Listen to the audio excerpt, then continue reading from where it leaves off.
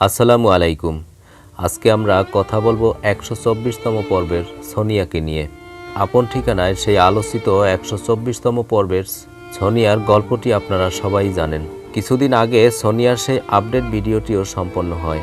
চলুন আমরা এবার জানার চেষ্টা করি সোনিয়ার মা এবং এতিলের সর্বশেষ অবস্থা। আমরা সকলে জানি যে সোনিয়ার সেই আপডেট ভিডিওর সুপার হিরো ছিল হাসান আইয়ুব ভাই ও বিচিত্র বাংলা ইউটিউব টিম। বিচিত্র বাংলা ইউটিউব টিম অনেক পরিশ্রম করে সোনিয়ার মাকে পাইয়ে দেয়, কিন্তু সোনিয়ার মায়ের সেই হাহাকার কিন্তু রয়ে গেল। সোনিয়ার মায়ের সেই ছোট্ট শিশু এতিলকে এখনও পাওয়া যায়নি, কিন্তু বিচিত্র বাংলা ইউটিউব টিম এখনও হাল ছাড়েননি। তিনি এতিলের খোঁজে একের পর এক সন্ধান চালিয়ে যাচ্ছেন। বিচিত্র বাংলা ইউটিউব টিম প্রথমে ছুটে যান সোনিয়ার মায়ের সর্বশেষ খোঁজে। সোনিয়ার মা এখন কেমন আছেন সেটা জানার জন্য। সোনিয়ার মা সবসময় সেই ছোট্ট এতিলের খোঁজে বসে থাকেন। হাসান আইয়ুব ভাই সেই সোনিয়ার মায়ের আকুতি মিনতি প্রত্যেকটা মুহূর্ত অনুভব করতে পারেন।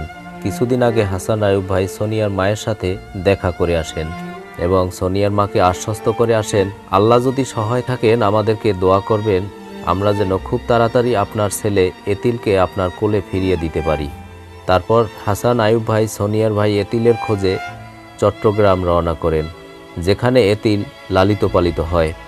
সেই এতিলের পালিত বাবার কাছে ছুটে যান হাসান আইয়ুব ভাই এবং বিচিত্র বাংলা ইউটিউব টিম। সেখানে অনেক কথোপকথন হয়। হাসান আইয়ুব ভাই অনেকটাই নিশ্চিন্ত হতে পারেন যে এখান থেকেই এতিলের খোঁজ পাওয়া যাবে। বিচিত্র বাংলা ইউটিউব টিম তারা খুব শীঘ্রই এতিলকে তার মায়ের কাছে পৌঁছে দিতে পারবে, আমরা এই দোয়া করি, এবং সোনিয়া ফিরে পাবে তার সেই ছোট্ট ভাই এতিলকে।